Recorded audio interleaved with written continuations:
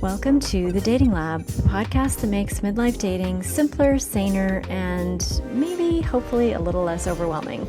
I'm your host, Alyssa Dineen, and each week we'll break down one real dating challenge that adults 45 plus face today.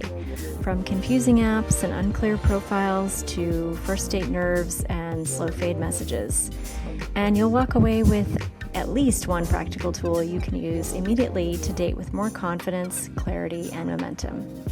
Think of this as your bi-weekly place to experiment, learn something new, and hopefully try something new without the pressure.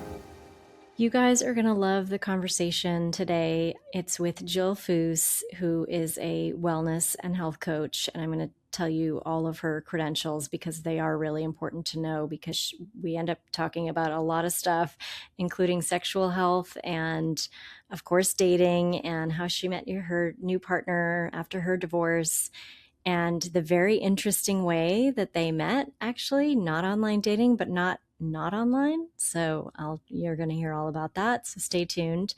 But just a little bit about Jill. She is a national board certified health and wellness coach. She's based in Chicago, and she holds certifications from the Institute for Integrative Nutrition and the Functional Medicine Coaching Academy, and has specialized training in menopause, mindfulness, supplements, and gut health. Oh my God, all of the important things. She uses science-backed strategies for behavior change, including motivational interviewing, positive psychology, and the stages of change model to support and inspire her clients to find their motivation for change.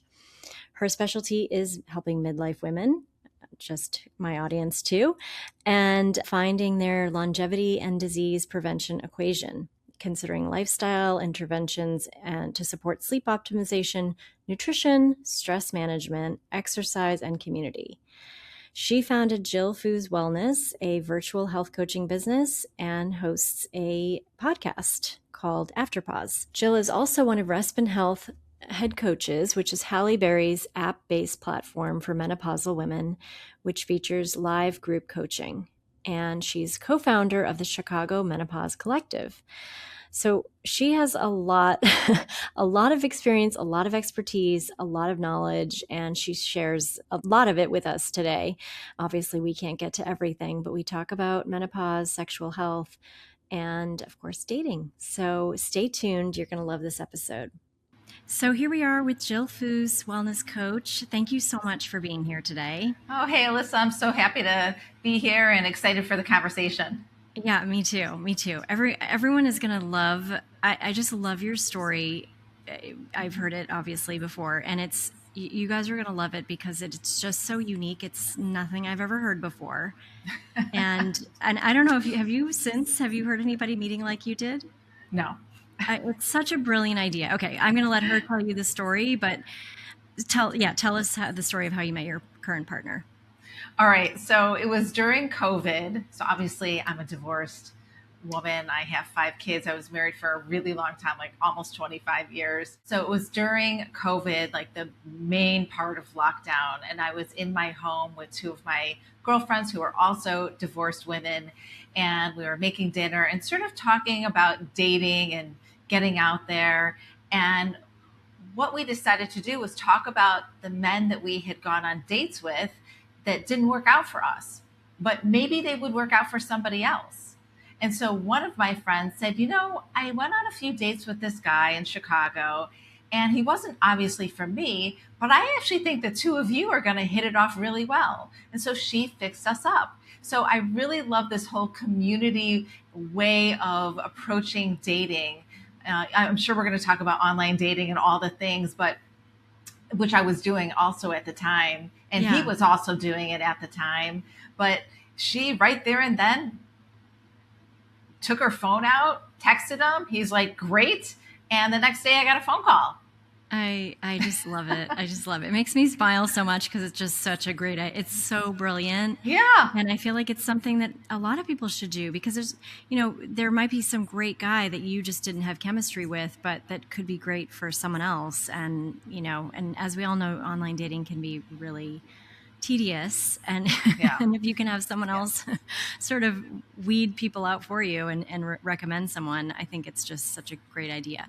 So, and then I also think one more thing. I also think Yeah. that when we get together with other women and we're all dating, that there's this tendency to want to say something negative about the man we went out with because it didn't work out for us. Or he, right? And so that's a lot of us, that's our first instinct, is to say, oh, he did this, he was this, he wasn't this, totally not for me, but to change your mindset about how you think about another human being, and that you don't have a connection with him, but you have a Rolodex of women in your life who are single.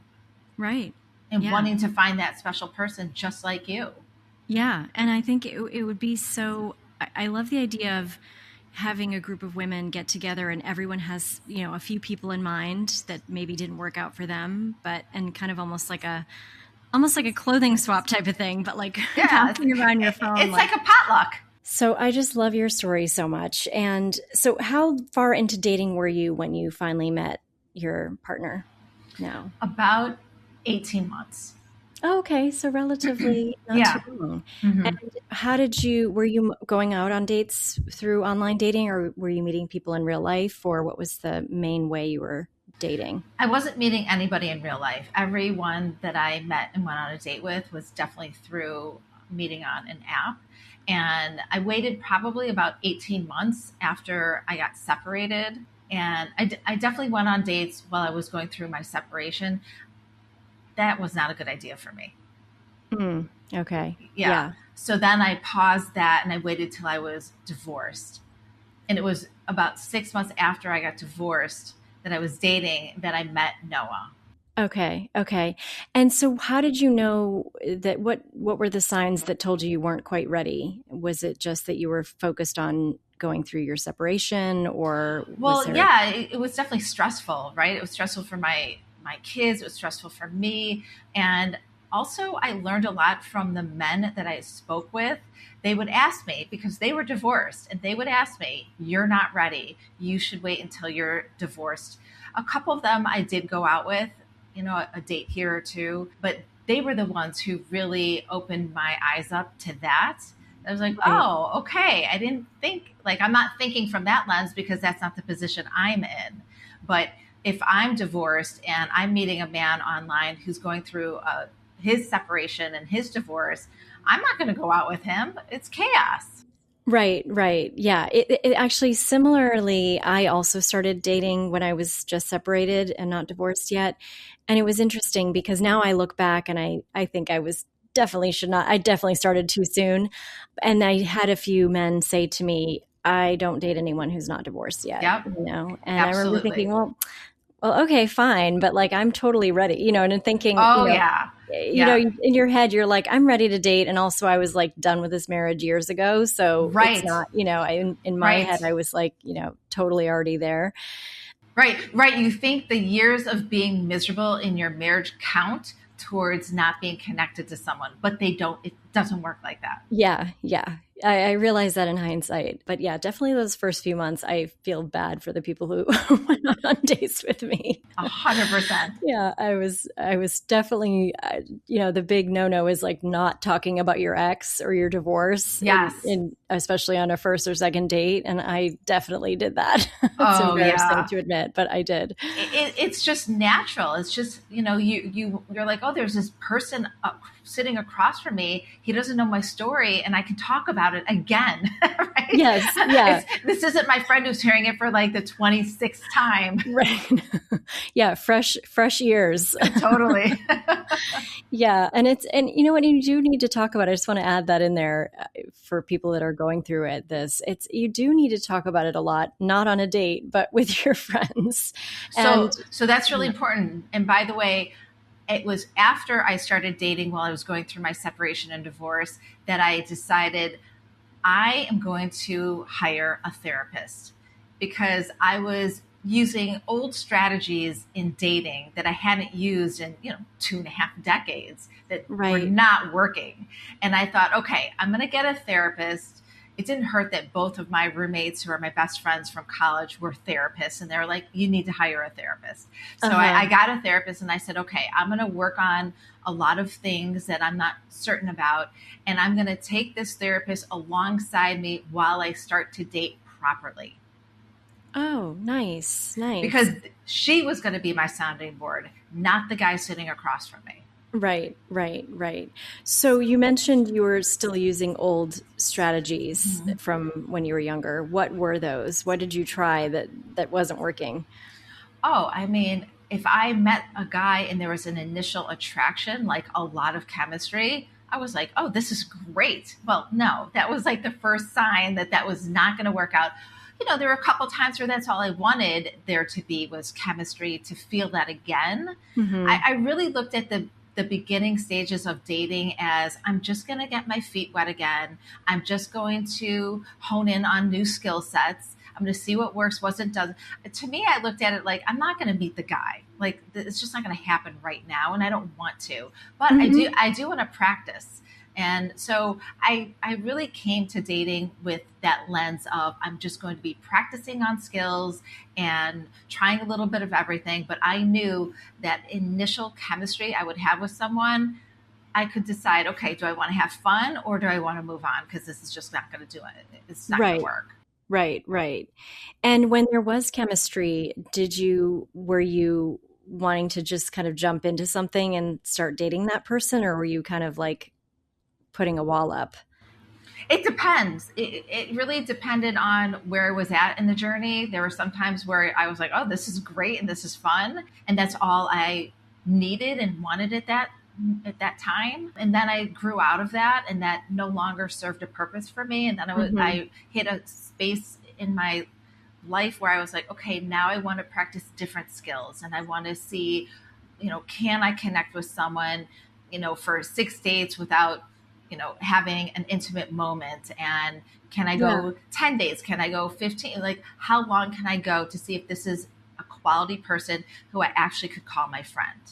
Yeah. Yes. I love that, because that is exactly what I teach in my coaching. It's developing a friendship, basically, going out on date 3, 4, 5, even 6. Sometimes I've heard of clients meeting, going out on that 6th date, and then it clicks for them. And it's because it's built on something more than just chemistry. And not that chemistry on a first date means that it's not going to work out, but it usually does means that it's not going to work out. And I think people are still looking for that feeling. And I think that we used to experience that. I don't know if it was just more easily when we were younger, or just it was also new for us. So I'm not really sure why, but I feel like everyone's still sort of chasing that chemistry fireworks feeling that we used to feel in our, teens and 20s. Do you agree with that? 100%. And that was a really hard thing for me to break, and for me to really even acknowledge and see, because that was fun in our 20s. That was fun in high school and at college, and you had a spark with someone. I mean, you went and you like made out with them. It was like, this is the quarterback of the football team. I'm for sure making out with him, right? This is great, right? But, after you have 5 kids and 2.5 decades of marriage, that's not, that doesn't work. It's just not part of the equation for me anymore. So I was glad to put that behind me and really start doing the hard work for myself. Yeah. And I'm glad you mentioned that too, because I think that is also something that people are stuck on too, is that we're still looking for the chemistry, and therefore we're not necessarily looking for the right qualities in someone. You're just looking for that feeling. And so I think that in midlife, I mean, I'm looking for a partner who, like I was at yoga this morning, and my daughter is studying abroad, and she had like an emergency, and she knows she can call him. You know what I mean? It's like, that's what you want in a partner. Who cares about, like, I mean, of course, there is chemistry between us, but that didn't come right away. That had to be built. And I think you need to look for the qualities that really matter. And I think in midlife, some people really are still stuck in that mode of like, I'm looking for the hot guy, the flashy guy, the exciting one. And that's not Tall. necessarily, yeah. All women, we all want tall women. He has got to be over 6 feet. Right. Oh my, yeah, we talked about that. Yeah, we That's right. did. Yeah. Uh-huh. Actually, let's stop. I want to talk about that more because I think it's so important for people to hear this reminder that height, like having a height requirement really restricts your, who you can match with and who you can date. Yeah. What's your feeling I on had that? it on my list too right away. Well, I'm Jewish and I was married to a short Jewish guy. He was maybe an inch taller than me. I'm 5'4", maybe he's 5'6", 5'7", or, a couple inches. And I remember feeling like I could never really wear like high heels because I didn't want to be taller than him. Now, miraculously, my kids are all over 6 feet, except for one of them. So Wow. who knows how that happened? But Right. I immediately came out. I had such, bad feelings coming out of my divorce that I said, I cannot date a man who's short. Like it's just got to be over 6 feet. Like that's just my parameter. Well, Yeah. there's very few men that are over 6 feet. And the ones that are, I mean, where are they, right? I think there's a stat, like it's less than 0.1% or 0.01% of the population is over 6 feet. Well, they're Yes. definitely not in my hood because I lived in a predominantly Jewish area. So that was out. Yeah. But No, it is actually a shockingly low percentage. I can't remember what it is right now either, but it's shockingly low. So you're really limiting yourself. yeah. So I would like to say that while I was on my dating journey, I did not figure all these things out alone. Obviously, I didn't know you, but what you're doing is so important as a dating coach because I also hired a dating coach here in Chicago. And Right. I had an exercise to do, and I had to write down all of the things that I wanted in this man. And I did write down 6 feet. And she immediately said to me, 6 feet and a full head of hair, like we're just going to put those on the back burner for right now because let me just remind you how old you are and how old these men are, right? Yeah. And those don't say anything about the character of this person. Right. Exactly. I know when I'm working with a new client too, I say, come up with your list of qualities that you want and don't forget about anything to do with looks, just like cross those off. It should be, how do I feel around this person? Are they going to be supportive? Are they going to answer an emergency call from my kid when I can't take it? So I think it's all those things that are just so much more important than a height requirement. I mean, Well, when I was at the dinner in my home with the two girlfriends and how I was set up with Noah, the first question I asked was, how tall is he? uh-huh. Now she's super petite. She's probably 5 feet high. And she said, well, everybody's tall to me. Right. So she showed me a picture of him. He happens to have a son who's 6'3". And he was standing with his son in this picture and he's 5'10". And he looked so short. And I said, absolutely not. She said, no, I'm telling you, he's not. I think this son is really tall. He's really not short. So Right. I already had in my head this image of him. And I was already judging him based on what he looked like in this picture with his very tall son. Yeah. Like, Funny that both of you have really tall kids, by the way. That's actually really interesting. It's really funny. And I did not have any immediate chemistry with him. It took a while. But what he did have was humor and kindness and amazing listening skills and asked me all about me and didn't talk about himself and was a very curious and open person to the point where I didn't recognize that there were even people out in the world like that. Right. Oh, I love that. Yeah. And I mean, I feel like sense of humor to me is so attractive. It's my number one. Yeah. I think that, yeah. And it also, especially if you have this similar sense of humor, it just says so much, that says a lot too.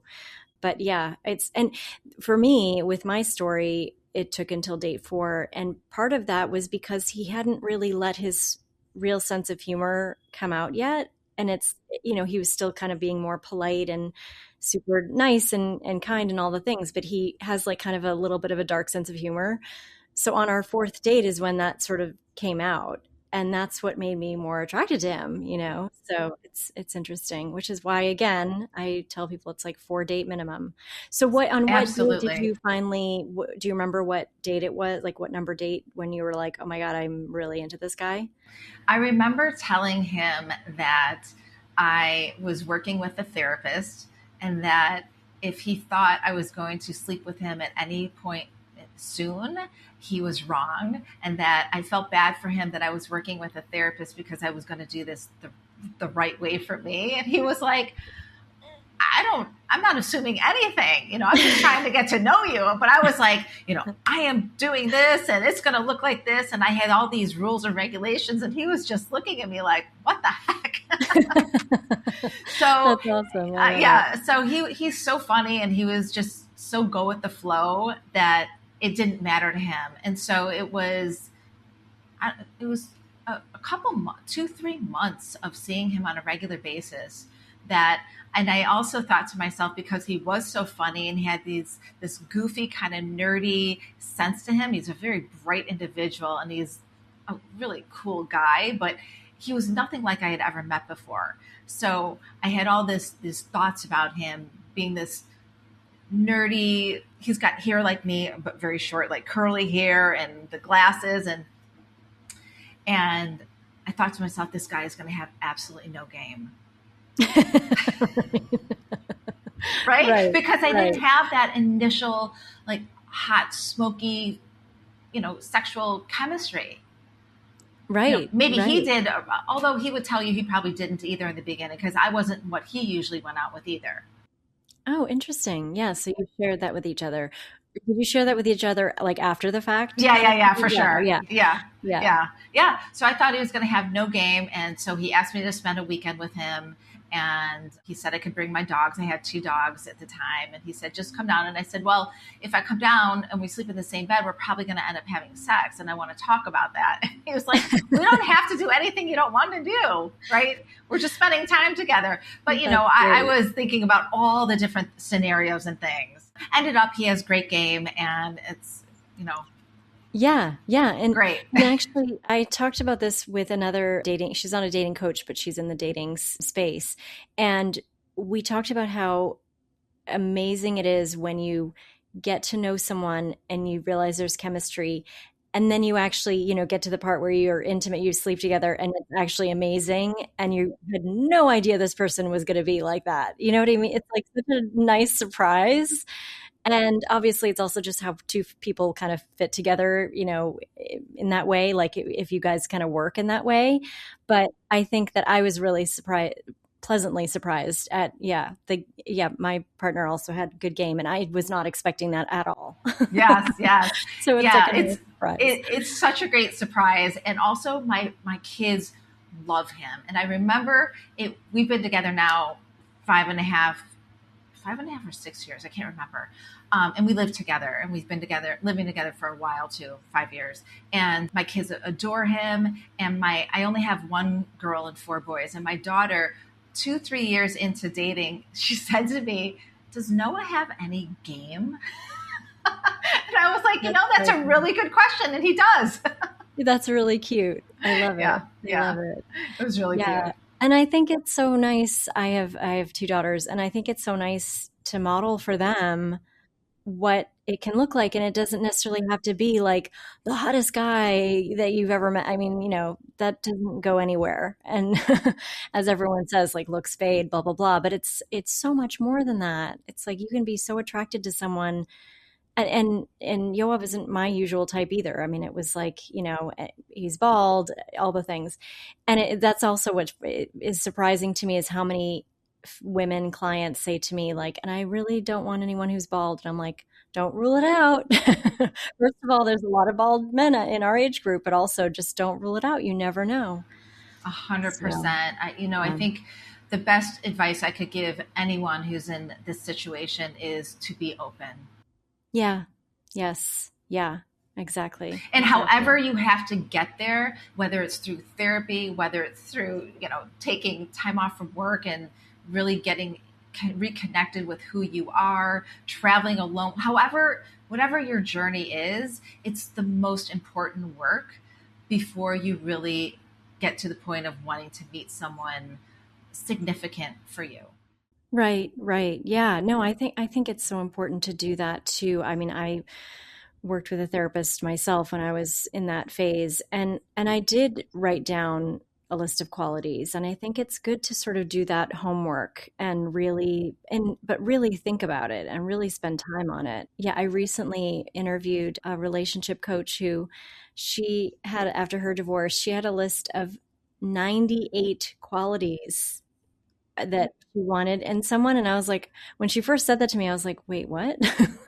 That's that's actually crazy. And she met someone and she says that he meets almost all of them. And I was like, wow, 98. Wow. I would love to know what just like what's on 40 her? of them are, I know, I know. I right? actually should see if she'd be willing to share it because I'm so, I mean, maybe it's very personal, but even just some of it, because I was like, I don't even think I would could come up with the 98 things that I would want in somebody. But My she list actually has does about them. 20 qualities on it. And Noah actually checks off all 20 of them. That's awesome. Oh my God, that's amazing. I did not have that many. I had like 10. So Like I said. you know how people talk about like manifesting your life and manifesting the Yeah. people you want in your life. I guess I never really believed in that, but it was years after I met him that my old dating coach gave me that form back. And she said, Oh. does Noah check off these boxes? And I went through and I was like, oh my goodness, like I manifested this man in my life. Oh my God. Okay. I'm so glad you mentioned that because that's what I felt too. And I'm not, I mean, I'm a little bit woo woo, but not in the manifestations way. Like I want to believe that that works, but I didn't never thought I did. I didn't really believe in it. I thought it didn't actually work. I wanted it to, but I didn't think it would actually work. But when I met Yoav, I felt like that too. I was like, I manifested this person. That's exactly how I felt. It's so funny that you And I say that. think some of the work that we have to do is also understanding that we're worth having this person in our world. Hmm. Because a lot of us are coming out of these broken marriages, obviously. And, Hmm. for me, I felt very low self esteem. I was a little bit humiliated. I just felt horrible about myself. And it took me time to find myself again Yeah. Oh and yeah. also recreate the parts of myself that I didn't like. It Hmm. was a whole, it's a whole metamorphosis that Yes. we go through, right? It's the Agreed. caterpillar to the butterfly. Yeah. Yeah. I mean, I look back on my married self from my late 30s and I feel like I was a different person. Yeah. Yeah. I Um, always say my divorce was the gift that keeps on giving continuously in my life. Now, I have a great relationship with my ex-husband. We can all be together. He has a woman in his life. And so it works out for all of us. I know a lot of people don't have that. that's great. Yeah. It takes work. Yeah. Yeah, absolutely. And actually, I just want to go back to one other thing that you mentioned that, you were very clear with Noah about expectations around having sex and when that would be. And I just want to mention that I get asked a lot by people, for example, I presented at a workshop yesterday to a group, and one of the questions was, you know, why would somebody wait, 4 or 5 or 6 dates before being intimate? Like, how does that even? And I'm like, well, that's not your person. If they're not willing to wait 4 or 5, 6, 7 dates for you, then they're not your person. I think that some people, both men and women, I think there is a perspective out there that if I don't match up with this person in bed sexually, then it's a moot point, and why would I waste my time? I, of course, maybe that's how I used to think as a young person.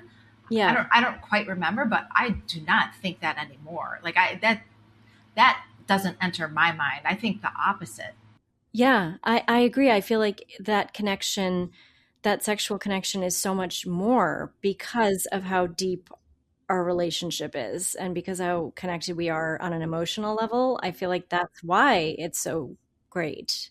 And yeah, what do you think? Do you agree with that? 100%. I think Yeah, there is a time and a place and a choice for men and women to have a fling or have just a one night, absolutely. great time. Fine. If that's what's on the agenda for that time in your life. But once you get to the point where you're like, okay, now I'm serious. Now I'm going to dig in, I'm going to do the work, and I'm going to put myself out there to try to meet the person who's meant for me. Because I truly believe there is someone for everybody. Mm-hmm. Mm-hmm. Yeah. Yeah. I like to believe that too.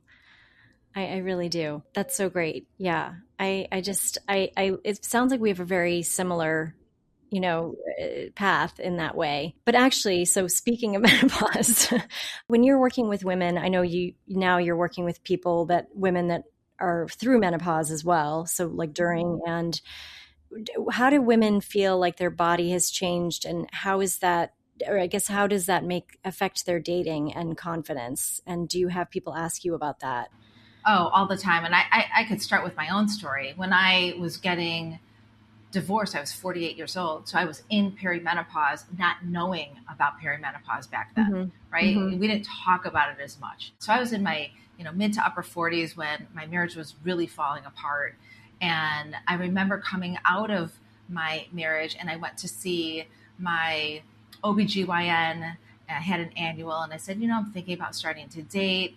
I was still getting my cycle, not regularly, but I was getting it. And I already have 5 kids, so you never know. And I definitely wasn't going to have another.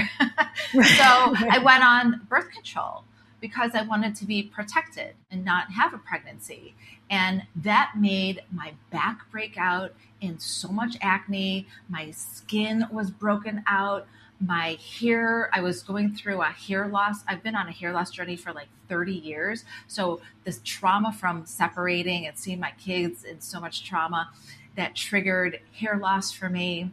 Wow. So I was an absolute mess in terms of my physical appearance when I was coming out of my marriage and navigating, thinking about dating. And I didn't want to be at a pool where I was getting in water with my hair loss. I didn't want to drive in a convertible car with a guy because I didn't want my hair blowing. I felt so self-conscious. I didn't want to wear certain clothing that exposed my upper back because the acne I had to go to the dermatologist and get little shots in each of these little like cystic pimples or something. It was horrible. Yeah. Eventually went off birth control because I was like, my body just doesn't like this and I'm going to have to do something else. But so. And you think it was definitely caused by the pill and not just going through not a menopausal thing? No, the hormonal acne was definitely from the birth control.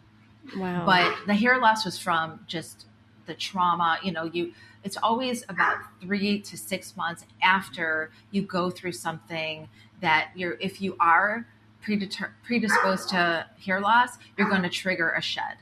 It's never the next day. It's always months down the road, right? Right. It could have also been perimenopausal hormonal changes that were affecting my hair loss as well. So I did not like how I felt about myself or how I looked. So there are a lot of women navigating this as well, right? They might feel bloated. They might have weight gain around their midsection. They might have changes in their skin appearance, right? Where our skin gets more dried out, our hair looks more dry. We might be losing our libido, right? That was another thing. My libido was down. Although when you meet someone and there's chemistry, for some reason your libido comes back. I know. What is with that? I know. Yeah. I have talked to numerous physicians on my podcast about that too. And it's just sort of an override of the system because you're really excited. You get that dopamine hit. Yeah. That oxytocin starts flowing, and so it sort of cancels out the low libido. But in general, I was suffering from low libido. It's not a fun time in a lot of women's lives to be navigating perimenopause and the menopause to the postmenopause, which I'm 10 years postmenopause now. So although I feel a lot better and I know my health equation, I know how to eat for myself, I know how to exercise and rest and sleep and all those things, 10, 15 years ago, it was really challenging. So I talk with a lot of women about really optimizing their health, maybe at the same time they're dating or prior to getting out there and dating. Right. Because you want to feel good about yourself. You want to feel good about the clothes you put on your body. You want to feel good about your hair and your skin and, putting on a little bit of makeup if that's your thing. I'm 58. I just started learning how to put makeup on my face. Right? Because when you're married for 25 years, I didn't focus on that. I had I had an Yeah. army to run, a Right. small Right. Yeah. army to feed and get to places. I didn't really focus on myself. But when I was left on my own and now I'm going to be out there in the world, I wanted to recreate myself. So I had to manage these perimenopausal symptoms and how I wanted to recreate my sense of style, my vibe. Yeah, yeah, absolutely. Yeah, and I am glad you mentioned that too, because I don't know about you, but when I was in my married life, when my kids were younger and I was still married, I felt so unsexy and so not like I felt like I was invisible out on the street. Do you know what I mean? And I think a lot of moms feel like that, whether it's true or not. And when I started dating again, I was like, that part of me was so like revived. And I was like, oh, I actually, okay. So I still have that. I still have that feeling. And I didn't feel like just a mom anymore. And I felt like, okay, I can feel attractive and I can feel sexy. And yeah, it's such a great feeling. But then you go through, now I'm in menopause and now I'm like, okay, I feel very unsexy again. So, Yeah, but just like working with you to help navigate the dating journey, working with a health coach or a doctor who's well versed in menopause care can really make the difference. I always tell women, you have to be willing to rebuild your healthcare team. Who, if you're sitting at you're having a board of directors meeting on your health and you're at the head of the table, who's sitting around that table with you? You've got your dating coach, you have a fitness professional, maybe you need help in the kitchen, so you might be working with a nutritionist or a dietitian. You've got mhm. your OBGYN, you might have a preventive cardiologist, you might have a health coach to help you, stay accountable and create more healthy routines for yourself. You might have a pelvic floor therapist to help with some Mm, sexual function and health. So there's all types of clinicians and practitioners you want around your table. And that is yeah. really important because when you feel good about yourself, you're going to be out in the world dating and emitting that kind of energy. Yes. Yeah, absolutely. Yeah. I mean, I can so see the benefit of working with a health and wellness coach. I mean, I think that would just be, yeah, I Yeah. feel it's Who so wants to go helpful. on a date with a man or a woman who's complaining about how they feel, Yeah. Yeah, right? exactly. Yeah. We want to Yeah. show up and we want to be vibrant and feel sexy and we want to feel like we have absolute control over a lot of the parts of our life, our career, our finances, our work life balance, our family, our relationships with our kids. Going through a divorce can really harm a lot of relationships between the parent and the kid, Mhm. and that to me, that's a priority, right? Making Mhm. sure that is stable before you start bringing other people into the world Yeah. that you've Yeah. created. Yeah. Yes. Agreed. Agreed. And so let me ask you a question, and maybe this is personal, but also I feel like because of all the women you work with, maybe you can speak to it in a more broader sense. But post menopause, do you feel like you get your libido back again? Well, not without doing a Asking lot for of a friend. work. Yeah. Yeah. No. So there are some women who don't ever experience a low libido and they just cruise through the menopause transition and don't have an issue. But I would say there's most women do. I'm for sure one of them. So I use hormone replacement therapy. I use estrogen and progesterone and testosterone. A lot of providers forget to have the testosterone talk, so it's something that I'm really passionate about talking about with Hmm. women. Is here's what conversations look like, here's what labs might look like, here's I have them fill out something called a menqual questionnaire, which is the menopause quality of life questionnaire. It's a clinical questionnaire that asks about, I think there's 20 or 21 questions, and it flags different categories of menopausal symptoms. And one of those categories is your sexual health and libido and desire. And so this is a way that I can help women take this questionnaire and look and see in black and white the way they answer, like, oh, you know what? I think I might need help in this area of my life. These things are happening to me. I don't have a sense of desire. I'm not feeling aroused. I'm seeking alone time more than I am seeking time with my partner. Hmm. I don't want to be touched. I don't even think about it. And also I don't think about it. And so some women think I'm not thinking about it, so it's not important to me. And so I don't care if it ever happens ever again. right? But Right. that's a result of what's going on biologically. Right, right. Yes, yes. And personally, I've been there. So, Yeah, me I mean, too. definitely being on HRT and testosterone has really helped, but not as much as I would like, but it's definitely helped.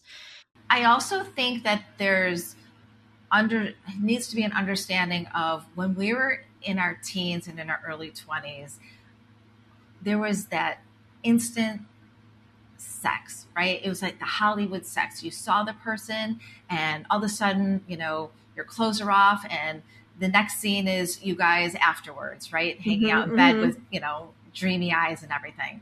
That's just not how it is. It might be in the beginning of your relationship if you have that sexual chemistry with somebody, but more than often, it's going to be something called responsive desire, where we have to recreate the scenario and the desire. It's just not going to happen.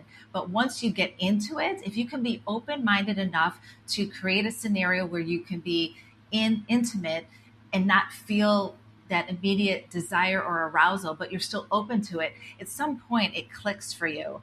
And you got to rebuild your sexual pleasure toolkit. That might include, I tell women all the time, invest in a vibrator, practice on yourself first. Right. Right. And then definitely. talk to your partner about it. Right. I don't want to get too far off our path of dating, but women I want to hear all of this. I think it's helpful for everybody to hear. Yeah. Women need to know that in your clitoris, you have nerve endings. And as you age, those dull. So it takes more horsepower to get it revved up again. And that might be fingers, a tongue. It's for sure a vibrator, right? I think every woman should test out. And there's all different types of vibrators. There's from beginners to advanced. You don't have to go full force in, right? And start with yourself. I always tell women, get back to masturbating, right? It's great for your sleep. It's great for your mental health. Your performance at work is going to improve. You're going to feel less anxious during the day. Like nothing bad comes from it. Right. And there is real clinical data behind masturbation. This is not just, I'm not just throwing this out there. Okay. Yeah. Oh yes. This has been researched for many, many decades. And then using what you learn about yourself in your partnership. Absolutely. Right. Yeah. And so it's creating a new sexual pleasure toolkit. It's being open to other ideas of, especially around responsive desire, not believing that you have to be in the mood to be intimate with your partner, but you just have to be open to it. Right. Yes, exactly. But what I say to my partner is, I have to be in the mood to get in the mood. Yes. Sometimes it's either I'm in the mood to get in the mood or I'm not in the mood to get in the mood. But I'm never it's horrible. I'm never the one who initiates, ever anymore. It's so sad. But I think that's like that for a lot of women, at least in my I do too. Yeah. I do too. Yeah. And also making sure you are working alongside a provider who really understands menopause care and the changes that your vagina and your vulva can go through, because women become more dry. The vaginal tissues become more thin and fragile. So there's painful sex. Your vulva can change in appearance. Your labia can shrink up. Your clitoris can shrink up. So this is happening to women, but people aren't talking about it. Right. But these are conversations you should feel safe to have with your clinician. Yeah. To get the help that you need. If your vagina and your vulva aren't ready to have great penetrative sex, it's not going to be pleasant, no matter who the guy is. Right. Exactly. Yeah. Even if you get in the mood to get in the mood, it will still be. Yeah. Fascinating. So you work a lot with women through all of the different health things, including sexual health and everything. Oh, amazing. yeah. Yeah. I want women to feel empowered and educated and not waste their time anymore. By the time women come to me, they've seen 7 providers and they still aren't getting anywhere because they just don't know the questions to ask.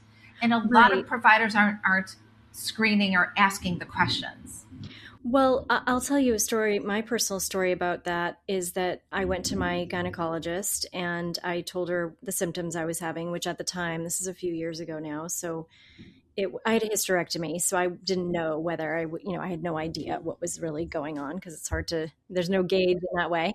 But I knew that I was having more anxiety. My libido was like literally negative. Sleep was terrible, waking up. And I called it like I'd wake up and then the impending doom would settle in on me. And it was like the world was ending, that type of thing.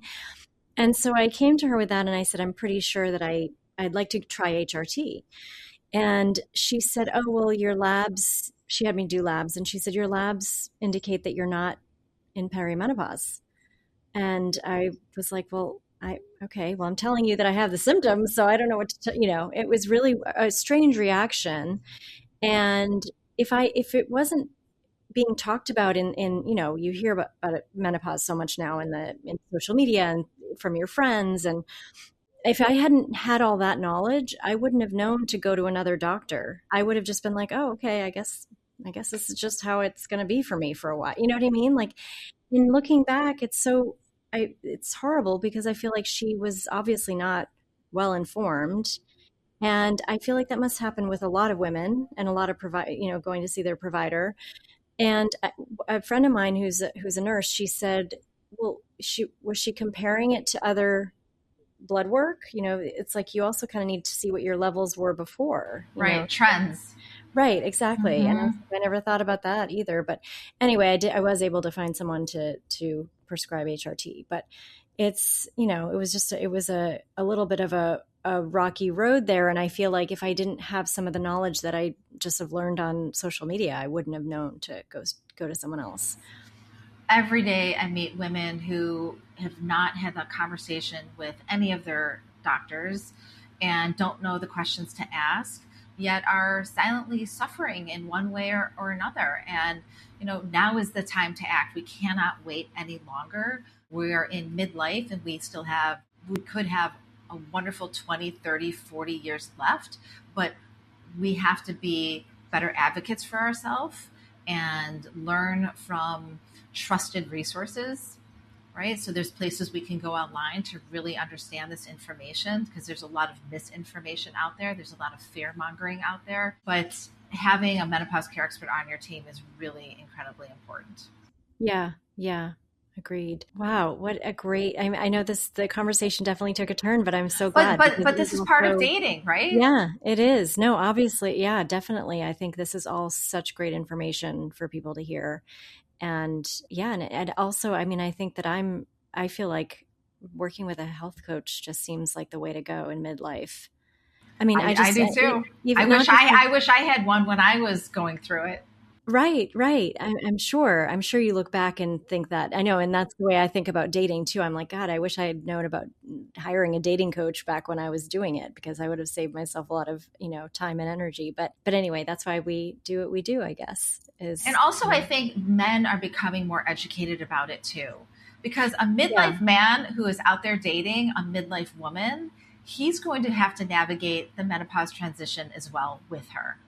Yeah. Right. He's not meeting her when she's 22 and in her prime, right. And not having to worry about any of these things about her heart, her bone, her brains, her vaginal tissue. Right. He's meeting her at this moment in her life where she really needs to buckle up and get the right team around her. Yeah. And I think it's so important for men to understand all the things that we're going through. I know I told you, I'm like, I Google menopause and just read about it. And he did. And he started like reciting all the symptoms to me. I was like, I know what the symptoms are. Oh, Noah goes to these exercise classes and it's like all women in him. And he's known some of the women there for a long time. And they'll say, oh, I'm having trouble sleeping and I've gained some weight around my midsection. He's like, you could be perimenopausal or menopausal. And they look at him like, how do you know all this stuff? That's really funny. Yeah. He's like a pseudo expert. Absolutely. Yeah. Right. He's out there advocating for all of us. That's great. I love it. I love it. I think there should be, courses for men to take required. I don't know. There's a lot to know. Anyway, Jill, this was such a great conversation. Thank you for sharing your story and how you met your Noah, and I think everyone's going to love that one. And also all of your knowledge. This is great. Oh, well, thanks for having me. It was so fun. Yeah, good. Thank you so much. Thanks for listening to the Dating Lab. If today's episode gave you something to think about, make sure you're subscribed so you don't miss the next one. And if you want more dating guidance, you can find me on Instagram or at stylemyprofile.nyc.com. Until next time, remember, dating is a process, not a verdict. You're doing better than you think.